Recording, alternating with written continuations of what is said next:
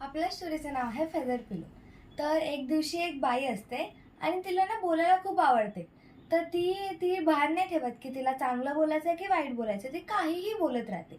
तर ती एक दिवशी असं ठरवते की माझ्या बाजूवाल्याचे मी रूमर्स फैलवते की हा चांगला नाही, हा असाच आहे, हा ना हा काही कामाचा नाही असं. तर ती सगळ्यांना रूमर्स फिरवते गाववाल्यांना आणि गाववाले ते बिलीव्ह पण करतात. मग नंतर तिला असं वाटतं की मी खूप वाईट गोष्ट केली आहे आणि मी असं करायला नव्हतं पाहिजे. तर तिला त्याचा गिल्ट होतो आणि ती जाते सरपंचाकडे आणि सरपंचला सांगते असं असं झालं आहे. मग सरपंच तिला बोलतो की तू तुझे उशी घे, उशीमधला कापूस काढ आणि त्याच्यामध्ये फेदर टाक, पंख टाक. तर आणि ते फेदर्स तू टेकडीवर जा आणि ती उशी फाड. उशी जशी तू फाडशील तशी तू टेकडीच्या खाली उतर आणि ते फेदर्स पकड. तुला पकडता येतील का ते फेदर्स? ती नाही बोलते, मला फेदर्स नाही पकडता येतील. मग तो सरपंच पण बोलतो की असंच तू जी चुकी केली आहे ती तू परत, तुझे शब्द परत नाही घेऊ शकत.